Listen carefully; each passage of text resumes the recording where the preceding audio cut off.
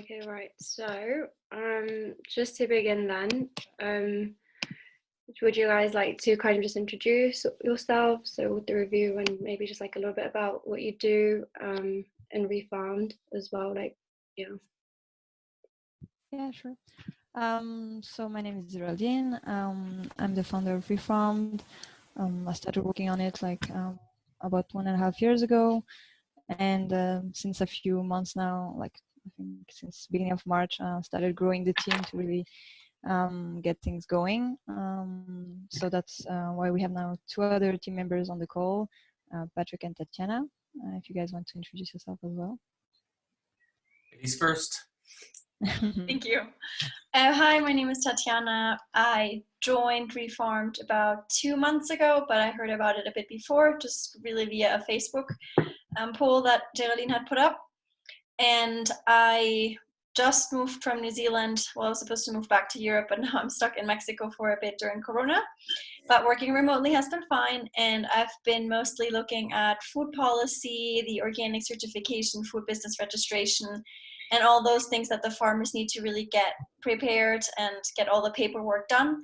And I've been communicating a lot directly with the farmers to see how we can support them in a good way and what they need from us. Nice. My turn. And Patrick? Yeah, hi. Hello, everyone. So my name's Patrick. I've been with Refarm for about a month.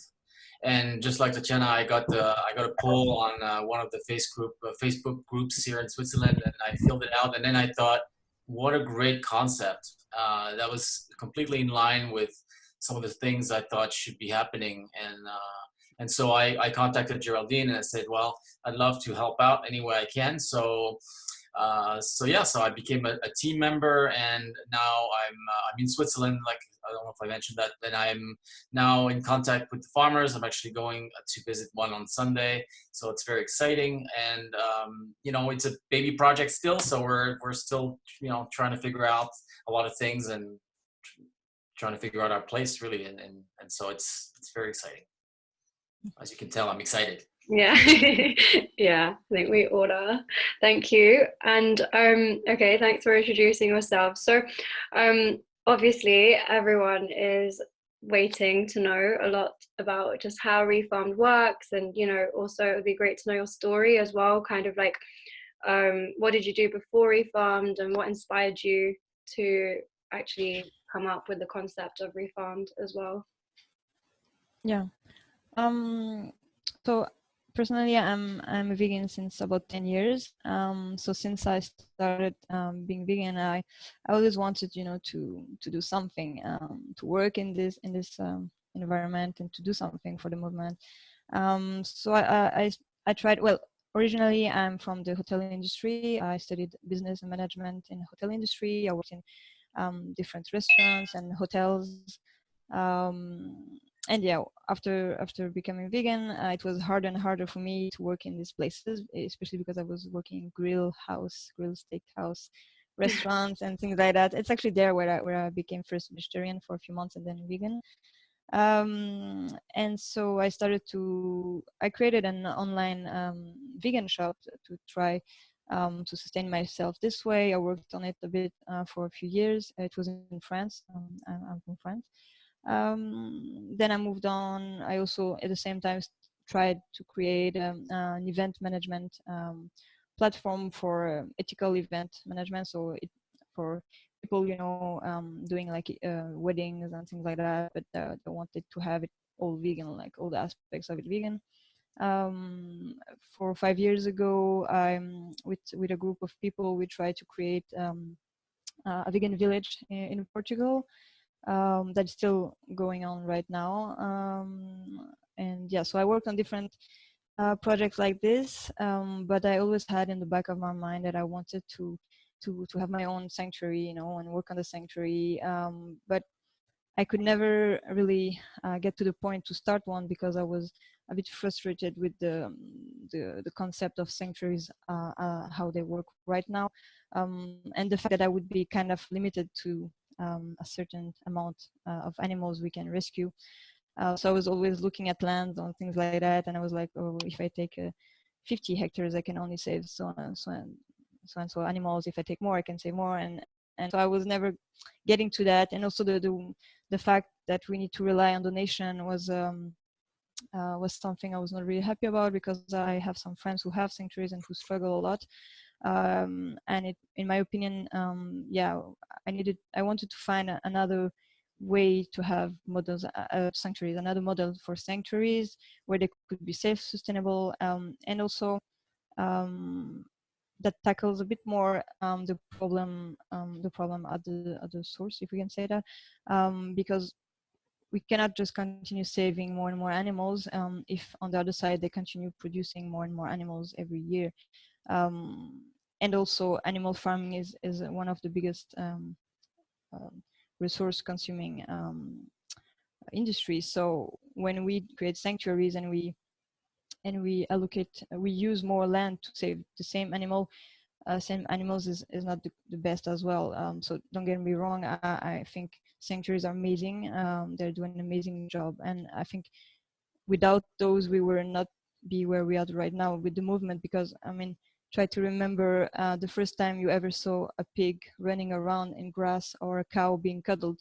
We would never have seen those images if there were no sanctuary, if sanctuary was not existed. And that's so important, as such an important part of getting people to change. So they're so important. But I wanted, yeah, to find another model where sanctuaries, also to have more and more sanctuaries, like to scale up, basically, to be able to give a push and to move forward a bit, and to save more animals and to use less resources and to have them self-sustainable.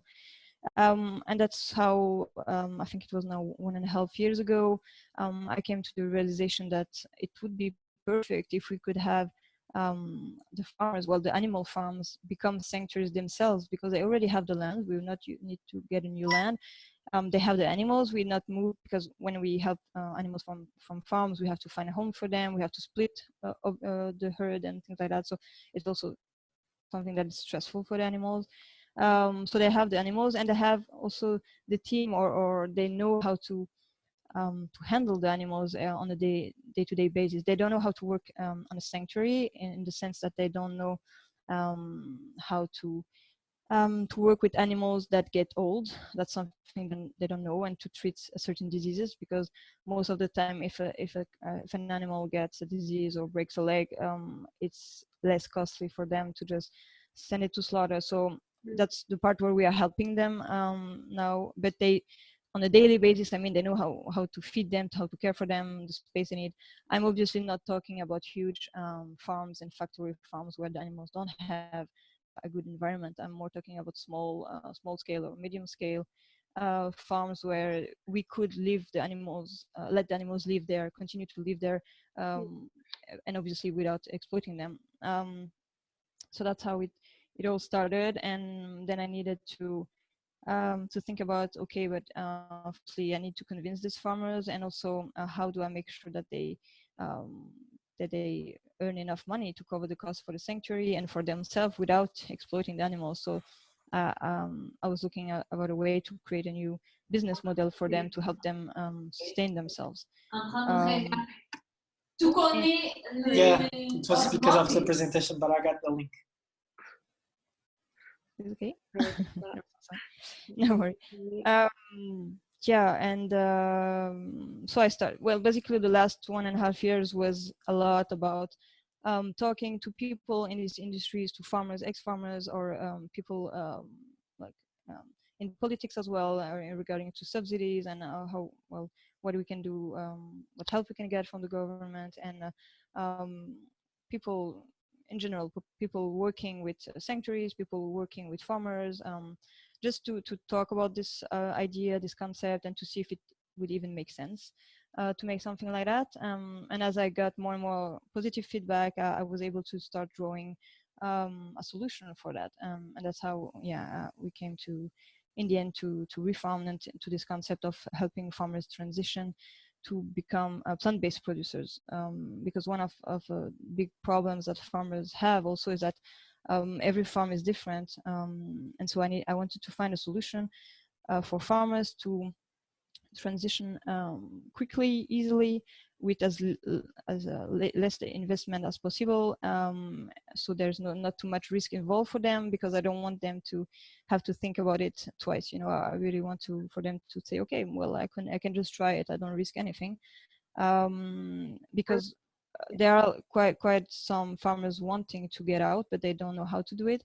And the solution they had until now was either to just well, sell the farm or do something else, but that can be very scary. I mean, if you are in your 50s or something, just get out of that you have done all your life and your family has done, and try to find a new job or something. It's difficult. And if they just get out of farming, they mostly move to starting to grow crops or vegetables. But this is also something that's very difficult, because you cannot just use the land that was used for animals to grow crops. So there are lots of regulations, and it takes time and lots of investment, and you are not sure you have customers behind. So these solutions are really not scalable. It will not help transition farmers really more quickly. So I really wanted to find a solution that could be quicker for them and easier for them, and that adapts to all types of farm, even those who cannot start growing plants, because that's something that came back a lot, is that in some cases farmers cannot grow anything on their land. So how do they do it? And yeah. And thank you. Yeah, like that's incredible, especially like considering kind of like all the different ventures that you've been on as well, to kind of come to that point as well. And the scale of it is just so scary. So like, yeah, like when you really think of like all the different kind of components that go into it, and like you'd have to consider, like that must be so overwhelming. So like, yeah, it's like, yeah, a complete inspiration. And do you have like kind of, you said you've like been working on it kind of like a year and a half. Do you have, and I remember like when I spoke to you a few months ago, you were speaking to some farmers, like in like the kind of, yeah, in like the process of talking to a few farmers, like, do you have kind of any personalized stories that you could maybe share with us, like of your journey with like any of these farmers? So with a farmer that would want to join, for example, you mean? Yeah, so like, yeah, anyone that you might have already spoken to, or like are in conversation with, like what has like your journey with them been, or like what does that look like, you Yeah. trying to Yeah. even approach a farmer in the first place? Yeah, I had to adapt a lot, because at first my idea was to just get to talk with farmers, and I'm like, oh, I'm sure if I just present them a good business model, they're going to be interested. But that doesn't work really like that. I tried that. It went pretty bad, especially if you come as a vegan and city girl. They don't listen to you, they don't trust to you. So that also makes sense. So I really changed the way I approach things, and that's why now I first wanted to find out if there would be interest from the consumer side of things, like, because if we don't have this side, then we don't have a model for these farmers to sustain themselves. So that's how I started to be a bit more active on Facebook and Instagram, and to see if there would be interest for this thing. So it got me opportunities to talk with a lot of people, and to get it going much faster. And there was a huge interest. There is a huge interest, and so my idea was that after that, so I have like a form on the website where people can show interest, and my idea was that, because I want the product to be global, so I want to have farmers all around the world, but I need to start somewhere. So the idea was that with this this form that people fill, I can then see where the most interest is, and then start there. And so that I would have like data that I could go then to farmers and tell them, look, I have so and so many customers in your area that would be interested. Would you be interested to change? But even that did not happen in the end like this. Even that changed, because whilst I was doing all that, I started getting contacted by farmers themselves, or by groups or organizations that work, that are trying to help farmers, or farmers that have already transitioned to a sanctuary, but are not yet able to sustain themselves, or are still struggling, to find ways to make it work. And so that's the strategy now, is like this, is like, I am not going to try and get farmers. I'm not trying, because it's a loss of time to try and get to change someone who doesn't even think about that, who is just happy doing what he is. there are so many other people who are struggling and who want a way out, and this is the people we are going to be starting to work with, and that's exactly what is happening right now. So right now we are talking to about nine farmers, and we have 2 of them that are ready to transition. We are really working with them and hopefully trying to make them actively transition by next month. We had lots of delay because of the situation, obviously, with the corona and things like that. And we have much more challenges than we expected also. So it takes a bit of while, but so yeah, we have started to be contacted by farmers who have interest, and as I mentioned, like farmers who already are a sanctuary, and so this is great for us because it really helps us to start and to really test our model, you know, with those people, because we don't have to try to convince them about becoming a sanctuary. We just have to test our model if it can work, because we're really in a testing phase, if I can say that. I don't consider having a solution right now. I'm trying things. We have an idea of a solution, but it's gonna adapt all the time, and we are all the time already. It's changing almost daily with the feedback we get from farmers, from people, from the situation we encounter. So it's evolving a lot. But therefore, from these farmers, so farmers who are already transitioned or who contacted me themselves of interest, these farmers obviously are more open to the idea, and we have less struggles with them. We have some who are not transitioned yet, or who just transitioned for a few months ago, and they're a bit more skeptical. All of them, you know, want to see other farmers do it first. So that's always a problem, because no one wants to start first, but they all want to join but not be the first one. Yeah, it really depends, and we have a lot of different situations with each farmer. Each farmer has a different story and different challenges they need to overcome.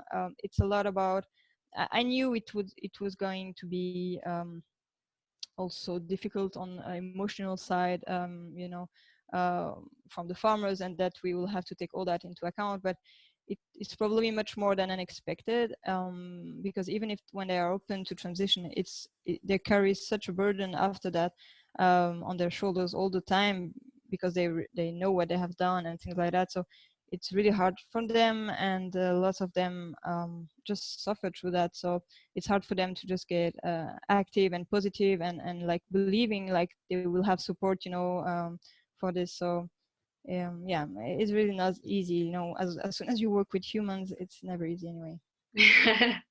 Yeah, that's true. Saying that, you've brought 2 other humans with you, so Yeah.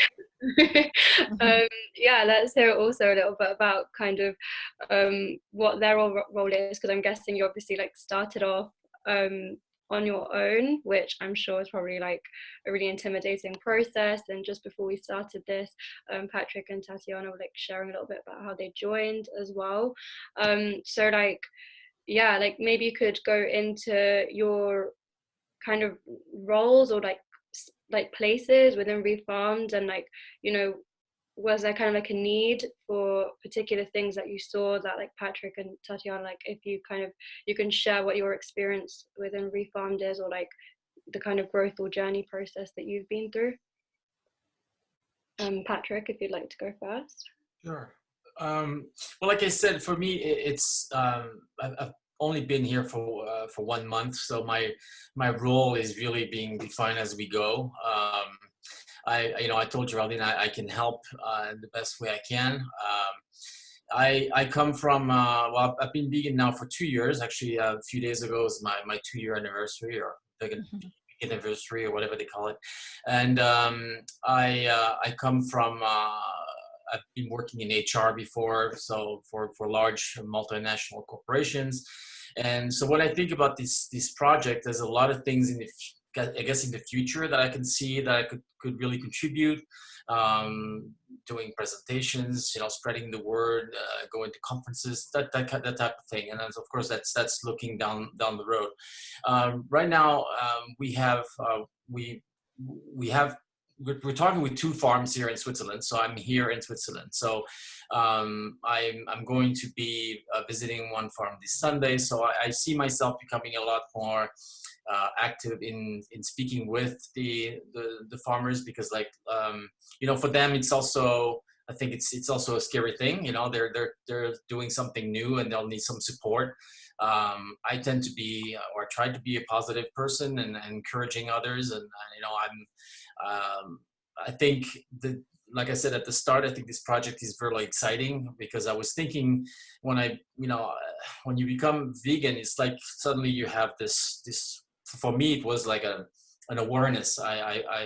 I thought, oh, geez, you know, why isn't everybody doing this? It makes complete sense, you know?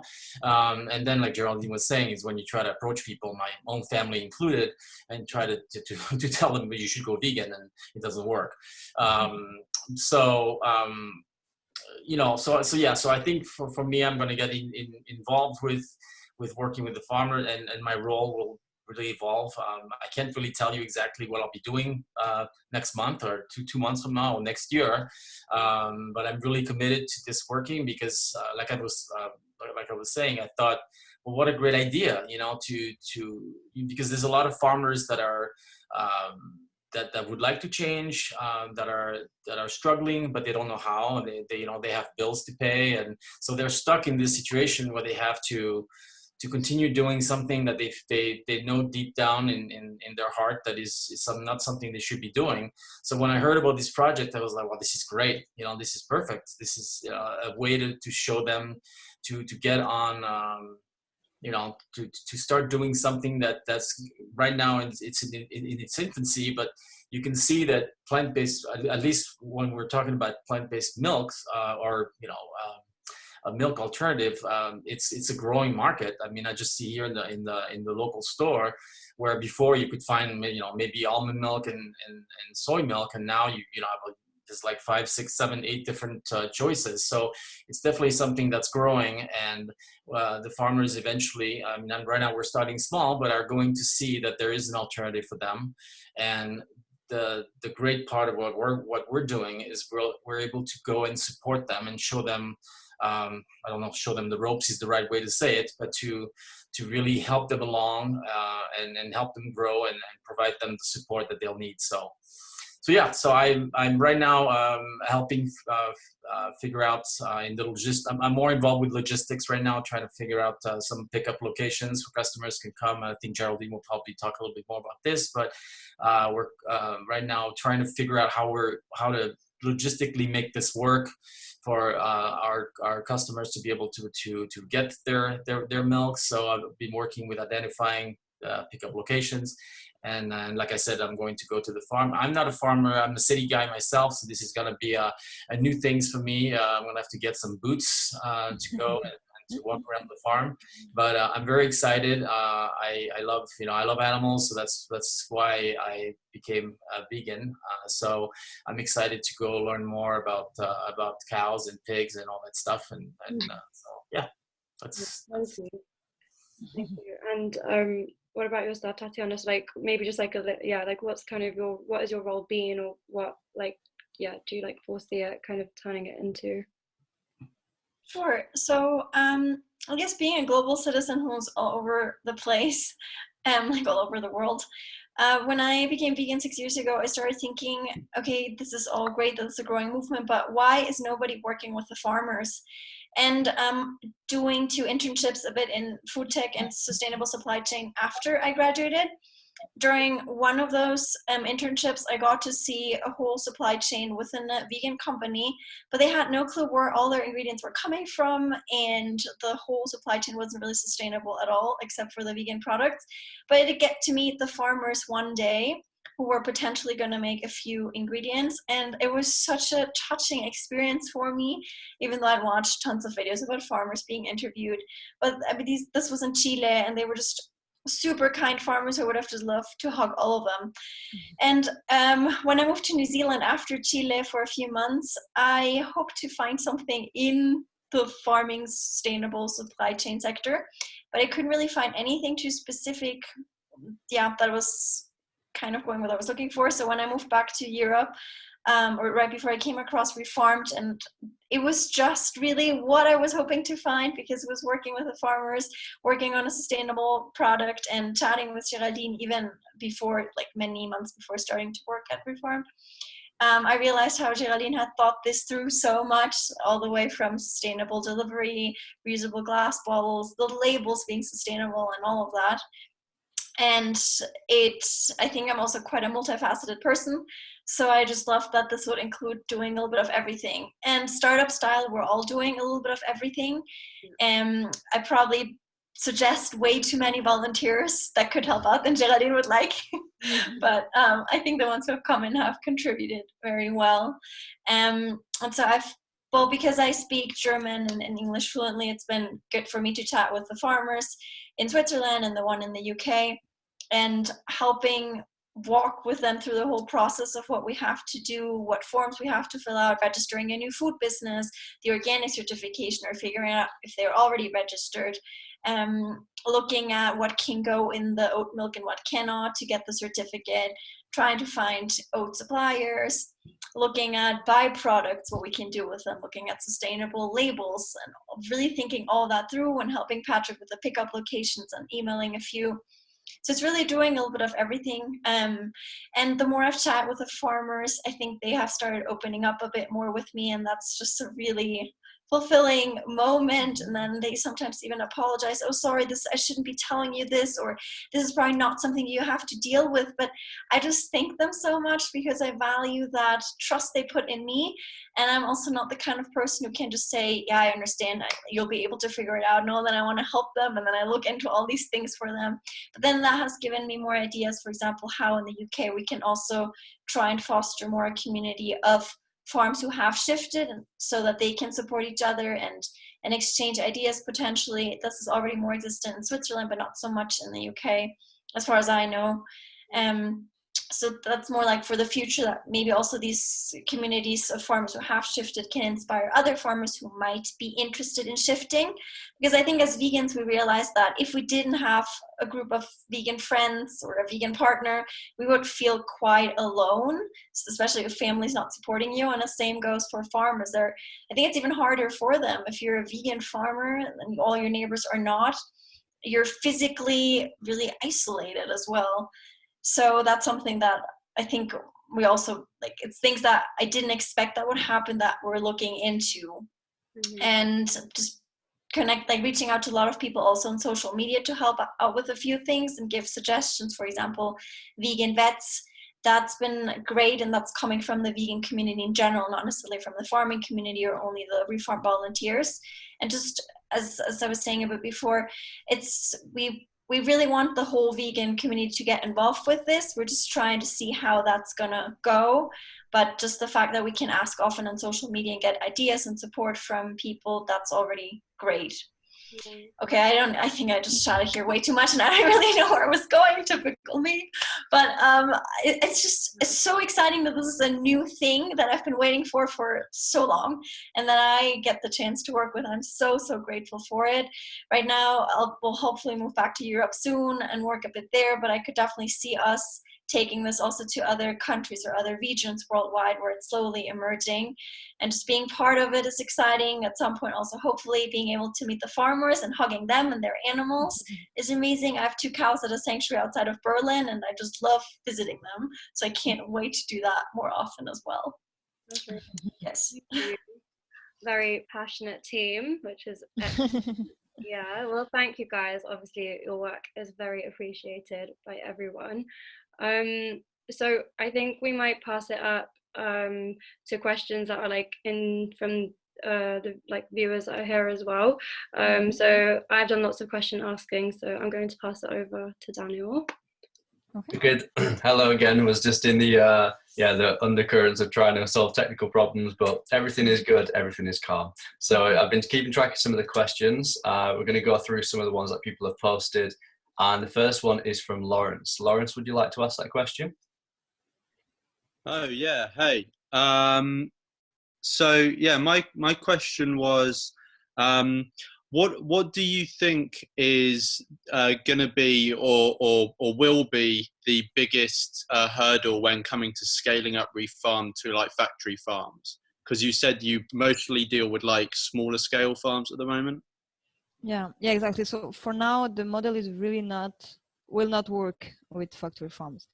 That is something we're probably gonna have to reflect on and find solutions, because the whole concept of Refarm is to have these farmers keep the animals on the land, you know, and to allow them to end their lives there. And and so obviously we cannot do that with factory farms. We cannot just leave the animals there. So we would have to find homes for all these animals. And for now, there is not a good solution for these animals, and to find homes for them. On a really longer term, one of the ideas I had is that, well, imagine big, like imagine we have 100,000 of farms that shifted, that are now sanctuaries. After several years, their herd will start to die from natural causes.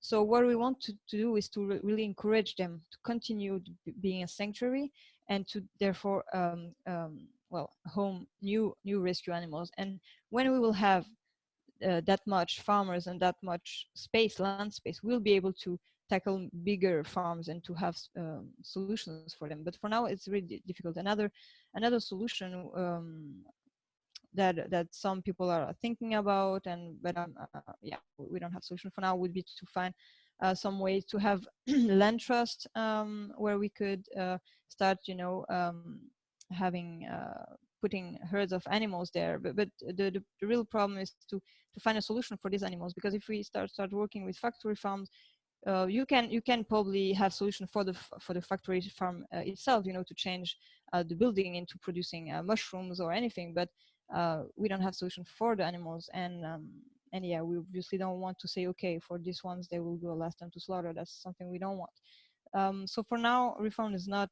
a solution for bigger farms or for factory farms.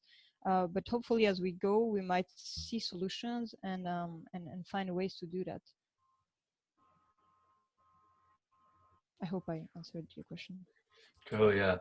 Thank you for that, Geraldine. Just on the back of that, I think we were talking about, obviously, I'm not sure if it has been covered because I was focused on something else, but in terms of factory farms, this might be like a different topic, but do you see like a method of trying to, like, how do you suppose that we deal with the idea of subsidies towards these big factory farms, in terms of, do we try and divert it towards subsidies to plant-based farming, or do we try and completely like get rid of the idea of subsidies anyway?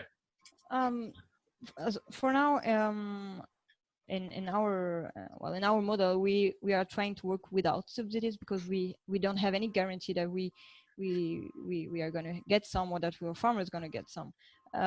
But ideally, if we can work with that, I think that could be great, because it means a lot of investment for farmers to transition to something, especially if it's something like growing crops or doing any other type of farming, and that takes some years. So for now, the way subsidies work, for farmers, I don't know for factories or things like that, but for farmers, it's basically either they are getting paid according to the size of their farm, so how much land they have, or how many animals they have. And as you can see in both of these options, it really just profits to the bigger farm, which is the problem, because it's the smaller one where you who struggle the most, and that's why we also want to help them. So it really doesn't make sense to have subsidies working like that, just paying people because they have a huge land. Now they are trying to change that. I'm not an expert on that, but I've talked with some experts on that, and they're going to be defining new ways of how the subsidy will work. I think it's going to happen in 2022 or something. And they want now, there are some groups pushing to try to make so that subsidies go not according to how many animals you have or how much land you have, but what you do in order to make your farm more sustainable. So a lot towards sustainability. So obviously all the farmers that would transition to plant-based agriculture, they would get subsidies, and this will also give like push the farmers to really protect the soil and help for biodiversity and things like that. So there will be, I hope, changes that are going to support this. And for now, for each farm we are working with, depending on what kind of subsidy they get, we are going to be trying to have them continue getting the subsidies, which can work, because if it's because of the land or because of the animals, it doesn't really change, because there are some, like, I don't know how you say, but for example, they pay you according to how many animals you have, but they don't say you have to exploit or kill these animals. So we might, you know, pass around the things and say, okay, well, they still have the animals and they obviously they're not used, but so they could maybe still continue getting the subsidy. So we're working with people who know a bit more about this on that, and we're going to be trying to at least help the farmers continue getting their subsidies at first, and maybe in the future we'll have other types of subsidies that work very well with what we are trying to do here. Right, yeah, that's super interesting. Especially, like, well, not using the word loophole, but it's almost like an ethical loophole, I think that Exactly. you mentioned. So we've got a question from Lisa, who is from the Netherlands. Lisa, would you like to ask it?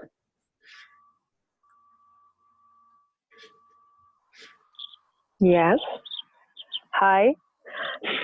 Geraldine, thank you a lot for this talk, and also the other two who are involved. Yeah, my question is if there are already some success stories from the Netherlands. My parents, brother, and uncle are in dairy farming, and I would really like to inspire them. Okay, so from our side, no, we don't have any contact in the Netherlands for now, sadly. And in general, we are just still about to transition our first farm, so we cannot say we have a success story right now. We're really testing our model. So like I mentioned in the beginning, we are transitioning 2 farms hopefully next month, and from then on we really will have more well, data, and we'll be able to really show more if it works or if it doesn't work, or what we need to adapt to make it work.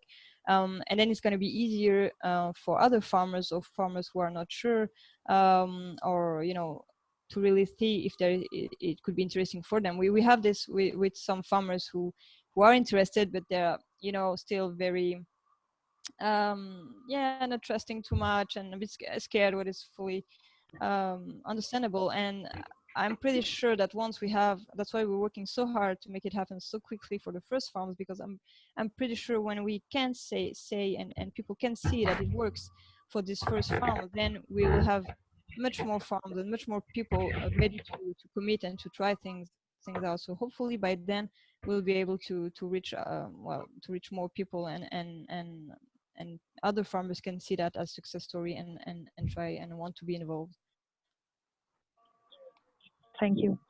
Thank you. Super. And then we have 2 questions from Marlin about 2 different topics. Would you like to ask them, Marlin?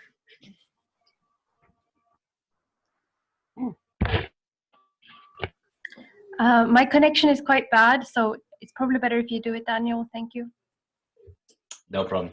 So Marlin has asked, the first question is, what is the main motivation for farmers to want to transition? And the second one is more specifically about Oatly. So Marlin's asked, in Sweden, Oatly are doing something similar with a project with the Agricultural University, UNESCO and EU. And basically said that we don't, like in Sweden, they don't produce enough oats and they actually need to import it from Finland. The interest from farmers was big and more than expected. Have you been able to work with Oatly or UNESCO or the EU to get funding from them? Okay, so to the first question, what was that again? Sorry.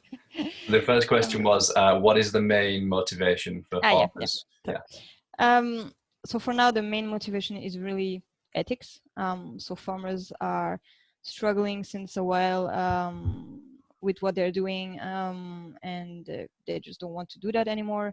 We have that more and more, and I'm also working with someone in Switzerland who is helping farmers herself transition since a few years, and she encounters a lot of farmers. She helped like 20 farms already, and she told me the same. Like it's 100% of the farmers who get to her, it's because they want to make the change for ethical reasons.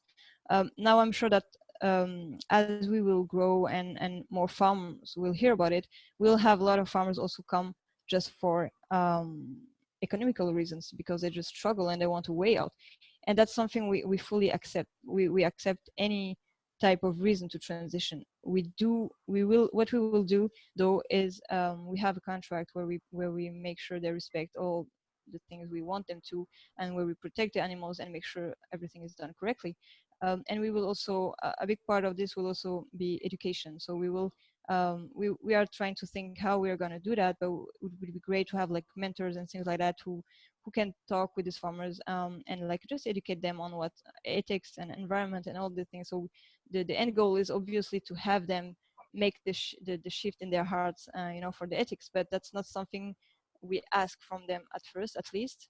And also one thing I'm pretty sure is that once we have lifted this weight from their shoulders to having to, well, to exploit these animals, there will be they will start connecting totally differently to the animals. They will not have this value to put up on them, you know, where they will not see them anymore as in the same light. And therefore, I'm pretty convinced that even those who just make it at first for economical reasons, they would slowly get a real connection to these animals and make the shift. But we will try to help them in this way. So yeah, I hope that answered the question. And for the second one, I'm not sure I get all the questions, but no, we are not working with Oatly or trying to get any funds for now. I'm really trying to avoid getting any funds or investors right now because I don't want to have to, well, I want to do it my way, how I have it in my head and how I have it with all the people that I talked about. I don't want to be influenced or, you know, have to go into certain directions or have to, yeah, to report to anybody or just have to give funds back as well, because I don't want to put us already in debt before we even started. So I'm trying to work without that. And the model we have is, so for the first part of the of what we're doing is funded by myself. But after that, once we start working with farms, the model we have is that a percentage of what the farmers will get from this milk is going to be reused by us to help another farm. So because we are providing these farmers with free equipment, free training, everything, you know, to make the milk production, we are handling all the logistic, all the aspects around the farm for them to be able to make this transition. So we are with this fee, basically we are taking from that, we are able to buy the next you know, equipment and things like that for the next farm and so on. That's how we sustain this model and try to work without funds. So this is the situation right now. It might change, it might evolve. I really don't know. We're really working as a startup, so we are doing what we need when we need it only, and for now we don't need funds, so we're not getting that. And I'm not sure about Oatly what I can say. Here, what I like to say is that I don't see Refarm'd as a plant-based product. For me, like for the first farm we are going to be working with, we are going to produce oat milk, but that's not what Refarm'd is about. Refarm'd is not about producing oat milk. Refarm'd is about helping farmers transition, and production of plant-based milk is just the means to that, is the solution to make that happen. But our farmers will not just make oat milk, they will start to make other types of milk, and each farmer will do something different, and then we'll hopefully be able to make other products like vegan cheese and vegan butter and vegan creams. Like there's no limit, like to what, like imagination and all the things we can do. And also something else that's really important is that I'm not trying to make these farmers become a brand, like a Refarm'd brand where everybody does the same. That's absolutely not the goal. It's I always say it's more like a label where people will know that this product comes with a label Refarm'd. That means they respect certain things, like they are a sanctuary, it's organic, it's only in glass bottles, it's sustainable, it's local, and all these things. But each farm, I want each farm to keep their own identity, to decide what they do, what kind of products they do. Some will have really fun and put themselves into it 100%, and you know, come up with crazy ideas about recipes and different stuff. And each farm will be different because we are only going to be working with local ingredients for each farm. So depending on where the farm is, the products are going to be totally different. and that's what we want. We really want farmers to enjoy what they're doing and not, just become a factory and producing milk that will be shipping around the world. We want them to become to try, like before we had this idea that farmers were producing, quality products. You could go to your farm to get fresh cheese or fresh milk, and it was a quality product, it was fresh, it was made by the farmer, it was local, and you probably knew that every time you go there, the product will taste differently because it's handmade. Well, we want to reproduce that, to have a quality, handmade, local, fresh, organic product, but ethical product that doesn't need to exploit animals. And so we really involve the farmers in there to make such products. So it's quite a different model than producing plant-based milk, and to have a factory producing and shipping around the world. And so that's why I don't really compare Refarm'd to other plant-based milk producers or even plant-based products producers, because it's kind of different, in my opinion. Yeah, that's cool. I mean, something that really resonates with me in particular, I'm sure like other people who are watching this who might be part of Animal Rebellion, is that there is a focus on economic justice there, isn't there, for farmers, and sort of, redistributing this power that a lot of them have been basically robbed of from landowners. I think like having that, trying to implement that autonomy and like giving farmers like independence back to think about it, I think that's really, really cool. And that moves on to another question by Deep Shah. I'm thinking maybe if either Patrick or Tatiana want to answer this. It's just about, again, the economic justice. So do you want to ask the question, Deep Shah? Yeah, hi guys. So yeah, my question is, when replacing a farmer's income from dairy to plant-based milk, how do you minimize the risk of decreased revenues for the farmer, or is there any decreased revenues that you have to take into account during that transition? Should I answer, or Tatiana, Patrick, you feel comfortable to answer that? I'd say go for it, Geraldine, but I might add on something. Okay. Yeah, go for it. Okay, cool. So something we need to know is that if you look at the quantities, dairy milk produces much more liters than we will have them produce plant-based milk. That's for sure. Like dairy farms produce 300,000 liters per year or more, because a cow yields a lot.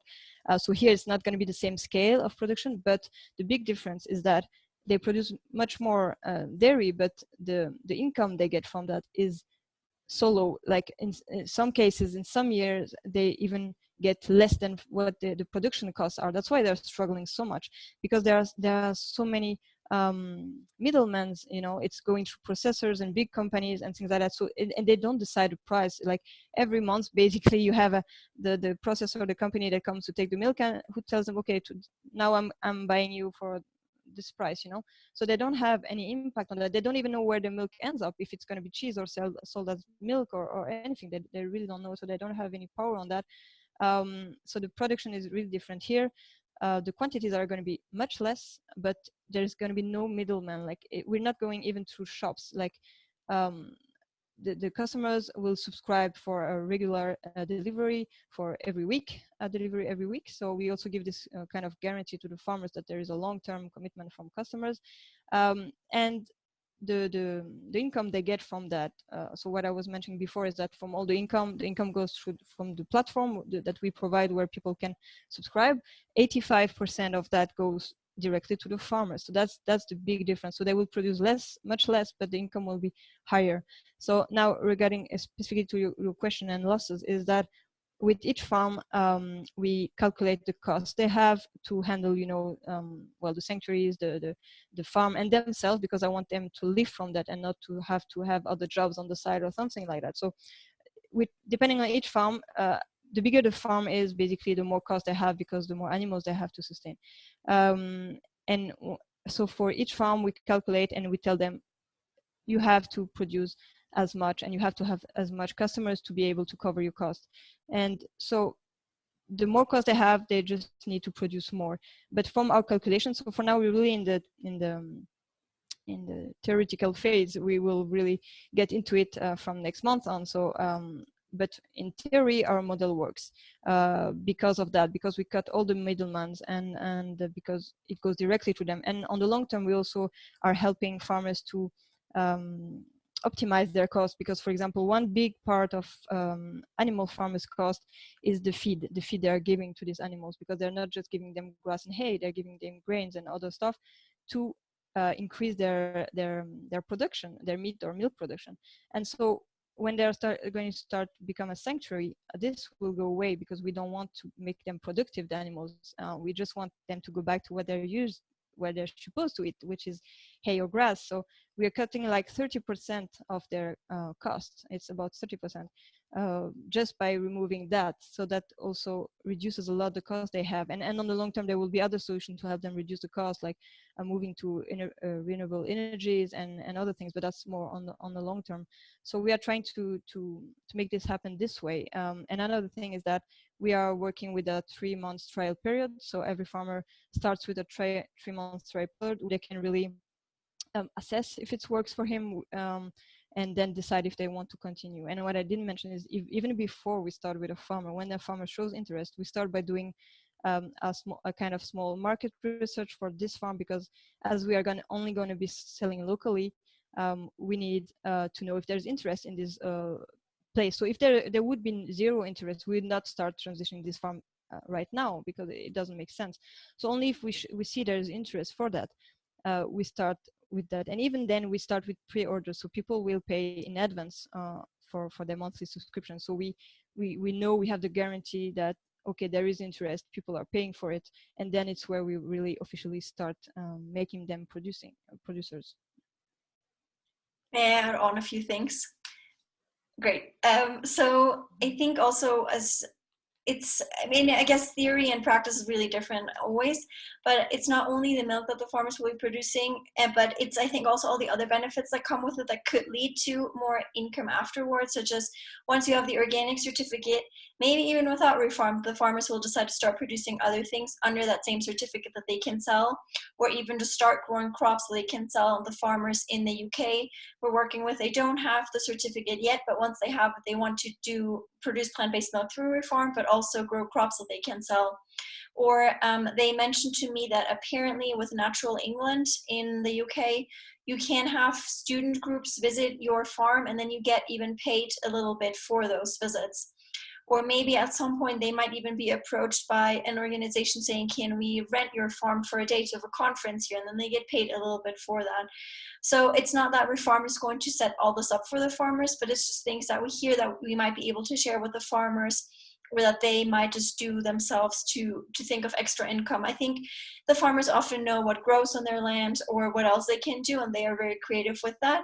And they might just, maybe we're just a little bit like the kick in the butt for them to actually get all those things started apart from the milk.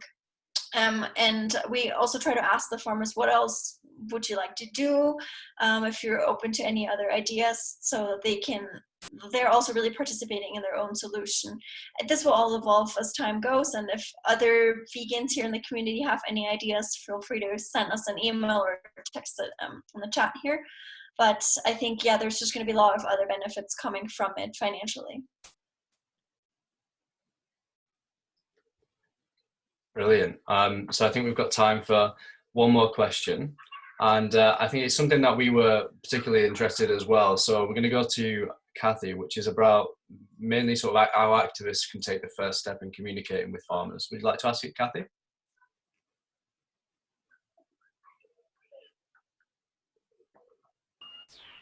Sorry, hi. Fascinating. Thank you, Geraldine. I knew nothing about you, your organisation before tonight, and I was only seeing in passing that this was happening, so I've come in a bit late and I might have missed some of it. I'm in the UK, and as an activist on the ground, I'm wondering if there's anything that individuals can do to help move this forward. If I don't know whether we can make contact with local farms or feed information back to yourselves, or yeah, if there's anything that we can do on the ground. Yeah, thank you for wanting to be involved. For now, we are not trying to contact farmers ourselves.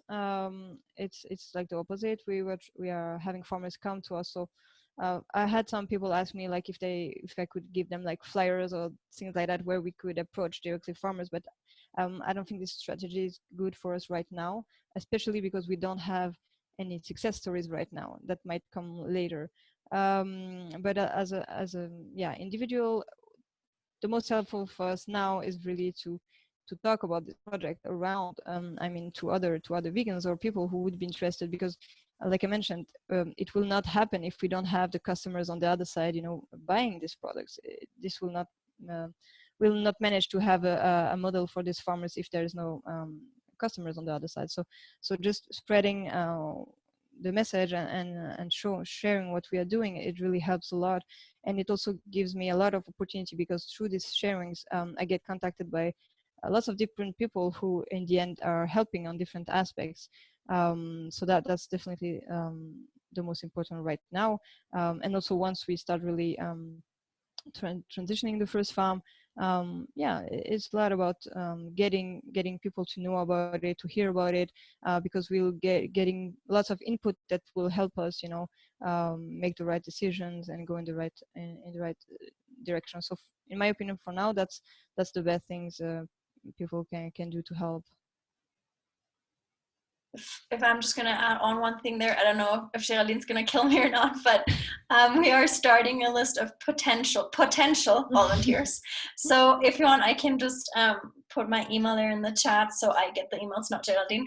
And if you're interested in maybe at some point volunteering, as in helping a farm that's transitioning, cleaning a room, helping with the animals 1 or 2 days a year, then I could just put you on the list and we'll just have you as a backup in case that's needed. But of course, I agree with Geraldine that it should be mostly, for now, spreading the word, and maybe some farmers will even hear that and get interested. Yeah. Amazing. So that was brilliant. I just want to thank obviously Shrina for co-hosting this with us as well. Thank you so much, Geraldine, Patrick, and Tatiana for bringing this. We've had some brilliant questions and loads of cool information. And yeah, I think like just any way in which people can get involved, like absolutely, I'd be 100% up for that. So yeah, that is the end of the talk. Tatiana's just put her email in the chat if you want to potentially be added to a volunteer list. And I've just posted the Alone Together program link, which will continue to have some more like interesting talks and workshops. But for now, yeah, thank you very much, everyone from Refarm'd. Thank you for the opportunity and everything. Before you go, sorry, I'm just also going to post the Refarm'd Facebook link there as well, so you can like their page as well. Yeah, we have the Facebook, Instagram, and the website, obviously. And if everybody wants to fill the form on there, it really helps us understand what people want, what are expecting from the milk, and that really helps us as well understand what kind of service we can provide to these people. Yeah, well, thank you so much. It was really, really, really inspiring. Like, honestly, I'm always so happy to talk to you. Yeah, thank you. Thank you so much for the opportunity to